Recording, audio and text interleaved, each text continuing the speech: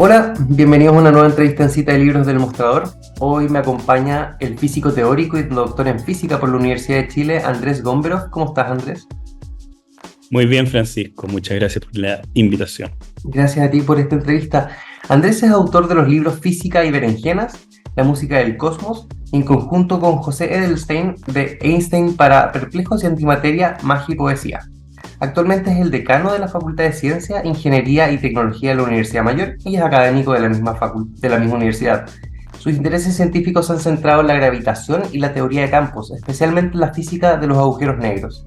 Hace tan solo unas semanas lanzó este libro, El Instinto Científico, editado por el sello Debate.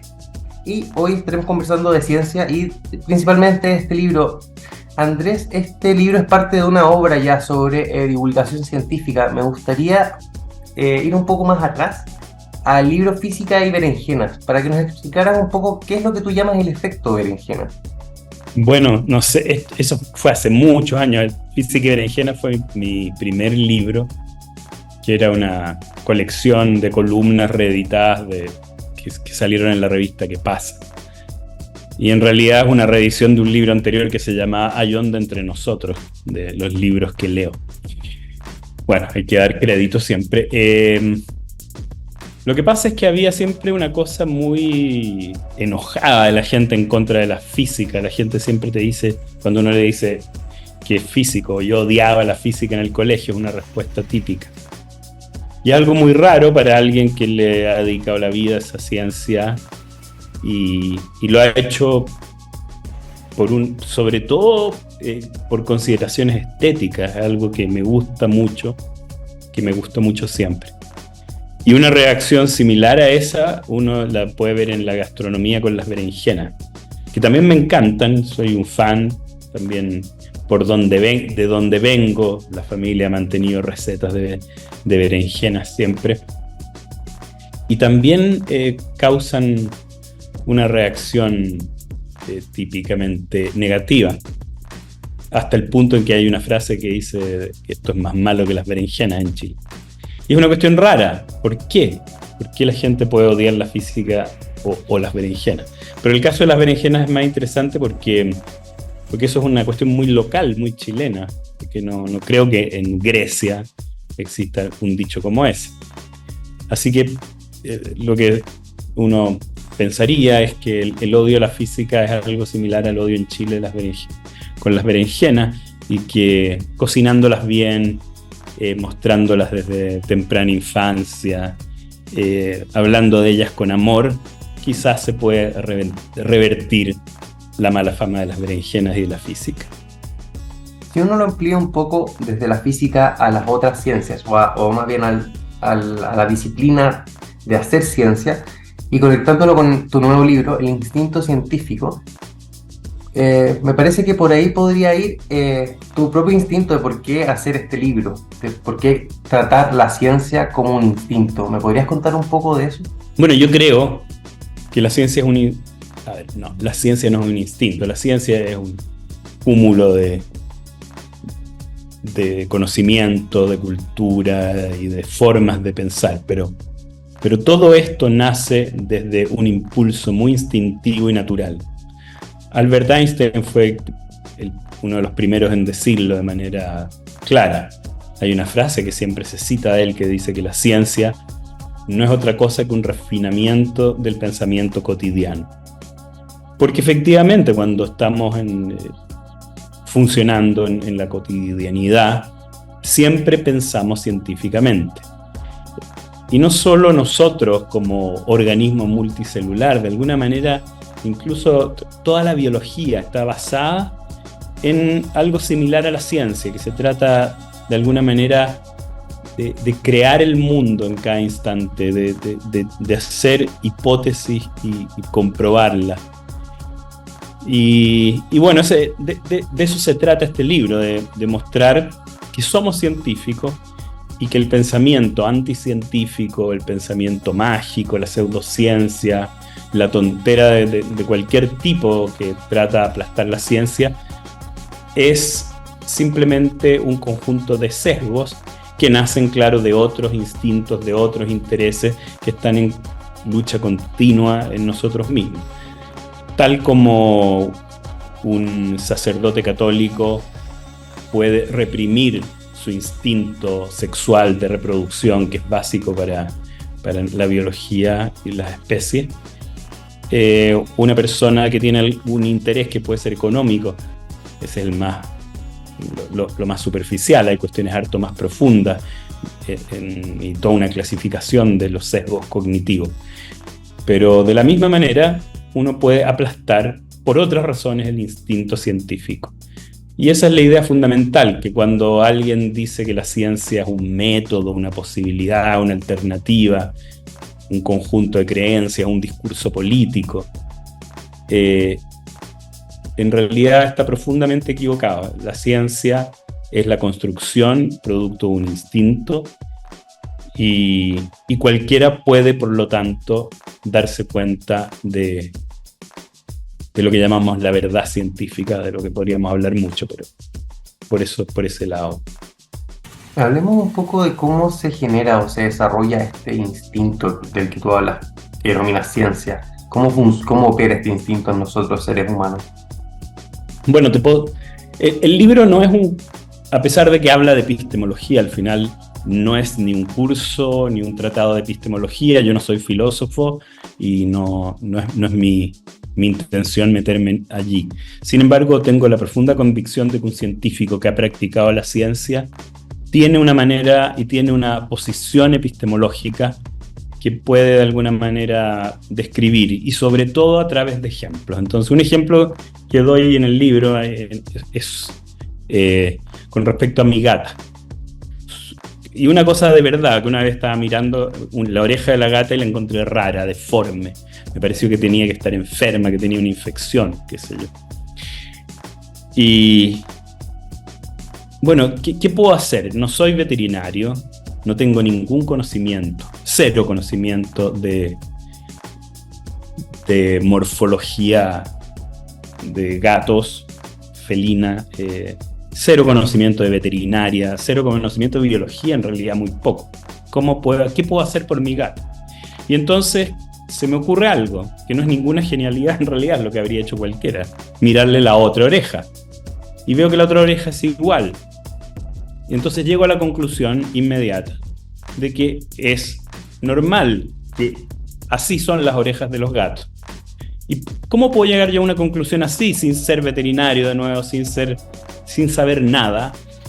Llegar a una conclusión veterinaria, básicamente, que mi gata estaba sana. Bueno, porque sé instintivamente que la probabilidad de que una colonia bacteriana haga exactamente lo mismo en las dos orejas es muy baja, o que una malformación sea idéntica en las dos orejas es muy baja. Y nuevamente, no soy matemático, no sé nada de probabilidades, y sin embargo lo hago y llego a una conclusión. Y más aún, y esto es lo más hermoso de todo, el resultado de este pensamiento me enseñó algo que yo no sabía antes. Me enseñó cómo son los pabellones auditivos de los gatos. Eso es ciencia, y eso es una cuestión intuitiva, es una cuestión que no hay que saber absolutamente nada. Te lo doy entonces con un ejemplo. Y sin embargo, de esa intuición también, bueno, al menos si uno mira la educación, por ejemplo, tú que eres académico, te has dedicado tu vida a educar, es necesario de alguna manera quizá estimular la curiosidad y el desarrollo de esa intuición, y lo hacemos desde los niños hasta las personas que deciden, por ejemplo, dedicar sus carreras profesionales a la ciencia. Por supuesto. ¿Cómo se construye esta idea de que es necesario estimularlo y desarrollarlo? O sea, no sé si es necesario. A ver, sí, es necesario estimular, pero déjame partir por otro lado, no hablar tanto de educación. De nuevo con un ejemplo, si la literatura es un conjunto enorme de cultura humana, una de las más apreciados productos del intelecto humano y de la creatividad humana. Pero la literatura, que es una sofisticación también de algo mucho más sencillo, que es instintivo y que está en cualquier cultura, que es el contar historias. Nosotros nos contamos historias, inventamos historias y nos divertimos y nos entretenemos. Pero esa esa cuestión tan instintiva se desarrolla y se sofistica, principalmente en el momento que inventamos la escritura, que eso sí es un invento. Y una vez que uno inventa la escritura, la literatura adquiere patines, como se dice hoy día, ¿no es cierto? Se transforma en otra cosa. Y luego, con mucha cantidad de gente que escribe y que lee, hay un natural desarrollo y bueno, existe todo este volumen enorme de literatura. La ciencia es bien similar. Está este instinto y se empieza a desarrollar tanto en cada persona como a lo largo de la historia.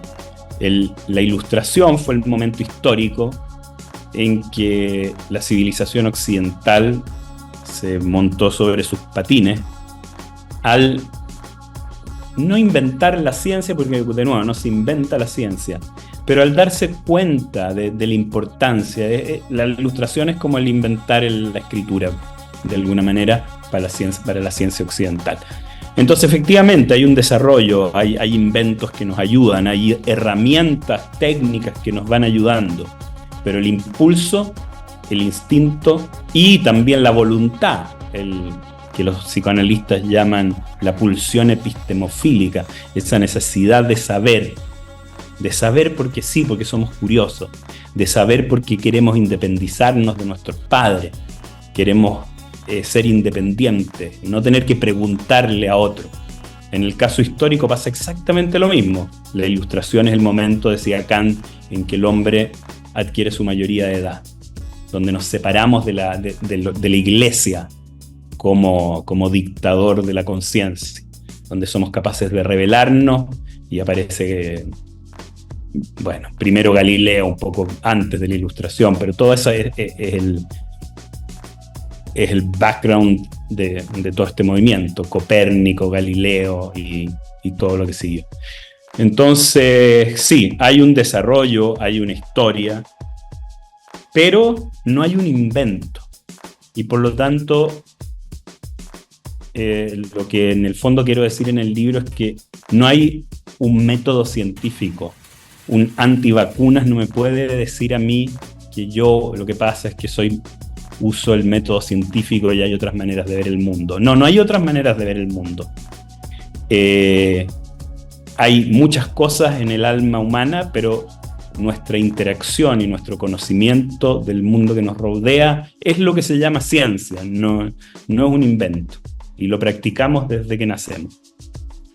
¿De dónde, Andrés, nace tu propia pulsión por escribir de ciencia en un lenguaje que sea cercano a las personas que no se dedican de forma teórica, de forma profesional a ella? ¿A qué responde ese impulso? Lo que pasa es que yo no tengo... El impulso no es de llevar la ciencia a la... O sea, quiero decir, no es el impulso del profesor, que es otra cosa que hago, pero que hago en la universidad. Más bien es este impulso de la literatura que te hablaba antes, el impulso de contar historias, de haber visto algo tan increíble y no poder contárselo a nadie. Creo yo, y ese es otro punto que he tratado yo de empujar en mi vida, que esto que llaman divulgación científica y que es un pésimo nombre porque recoge millones de cosas que son muy distintas. No es lo que yo trato al menos de hacer. Yo trato de hacer no ficción científica, que significa básicamente agarrar esas ideas científicas como personaje, relacionarlos con otros y tratar de meterme en una dinámica que no es realmente enseñar ciencia. Y creo que ese es el punto. No quiero decir que sea literatura, me da miedo la palabra literatura, Francisco, pero sí, yo debería decir es literatura. Puede que sea mala literatura, pero es literatura en el sentido de que hay una intención de contar una historia donde hay personajes, que son tanto los personajes históricos como las ideas que interactúan con ellos como personajes. Y creo que es un género que es bellísimo por sí mismo, más allá de la ciencia. De la misma manera, siempre pongo este ejemplo que, o sea, no sé, Truman Capote, no me quiero comparar yo con él, de nuevo, no es simplemente dónde cuál es el género, no lo bueno que yo pueda hacer. Truman Capote fue alguien que elevó mucho el género de la no ficción por el lado, claro, del periodismo. Pero nadie va a decir que él hacía divulgación judicial, sería como una cuestión. Entonces, porque claro, él cuenta historias de un caso de asesinato en, ¿cómo se llama el libro? Sangre. La sangre fría. Sangre fría.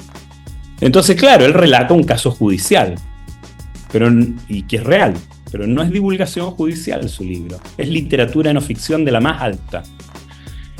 Yo creo que eso es lo que tenemos que hacer y se está haciendo en muchos lugares. Y eso es lo que a mí me interesa, y de nuevo quiero ser súper humilde porque no me quiero comparar con Capote, solo decirte que me parece que hay que impulsar ese tipo de literatura, porque en las universidades no existen los departamentos de literatura. Impulsar la creación interdisciplinaria entre científicos, escritores, impulsar el uso de las ideas científicas. Bueno, Labatut yo creo que es un caso que ha llevado a alturas bien grandes algo similar. Él hace ficción, pero es una re poca la ficción que tiene y ha llevado esto a las alturas, como te decía. Estamos justo en el periodo en que las universidades andan capturando a sus estudiantes. Y muchos estudiantes seguramente están pensando: voy a ser científico, voy a dedicarme a la física, me voy a dedicar a la biología, a la química. ¿Qué le dirías tú con todos estos años de experiencia a una persona que quiere dedicar su quehacer cotidiano a estudiar y a aumentar el conocimiento científico? Cuando tú ves un cabro de 18 años que te dice: quiero ser científico, ¿cómo le replicas tú a esa persona? ¿Qué es lo que tú opinas de eso? O sea, muchas veces los estudiantes o los futuros estudiantes se preocupan porque creen que no van a tener trabajo, porque hay una obsesión, sobre todo en nuestro país, de estudiar ingeniería comercial o industrial o abogado, o abogacía, porque esas son las carreras que se suponen que dan trabajo, y basta ver la Cámara de Diputados y el Senado y los directorios de las empresas, y ciertamente hay mucha más de esa gente. Pero hay mucho trabajo, porque es una comunidad más pequeña y porque es una comunidad que cada vez en el mundo desarrollado ha tomado mayor protagonismo, no solo en ciencia, sino que también en el mundo productivo, en el mundo político. Yo creo que la gente, lo más importante es seguir tu corazón, porque el trabajo no es lo que vas a hacer para ganarte la plata y tener tu vida, sino que el trabajo va a ser tu vida. Y lo que te da la ciencia es una vida haciendo lo que a ti te gusta. Y por lo tanto creo que es una muy buena elección. Obviamente esto también es un poco como el fútbol, sobre todo la física, que requiere de este lenguaje técnico, que son las matemáticas, que si no te gustan o eres malo para ellas, claro, a lo mejor no es la física. Pero hay muchas cosas que se pueden hacer, incluso en física, que no tienen tantas matemáticas. Hay que encontrar un espacio. Yo le digo siempre a todos, a mis hijos, sigan su corazón, es lo más importante. Andrés, para concluir esta entrevista, me gustaría preguntar qué estás leyendo. Si tuvieras alguna recomendación de un libro, alguna serie quizás que estés viendo, un disco que hayas escuchado hace poco y que te haya gustado. Siempre me dicen que es una pregunta trampa, pero no lo es. Es media trampa porque uno se pone nervioso y qué pasa si no estoy leyendo nada. De hecho, no he abierto otro, pero la semana pasada leí Bonsai de Zambra. No había leído a Zambra y me leí 2 novelitas cortas de él. Primero el cuento de Navidad que acaba de publicar y alguien me recomendó Bonsai y quedé súper impresionado, la verdad. Me gustó muchísimo. Así que eso es lo que me viene primero a la mente, nada científico.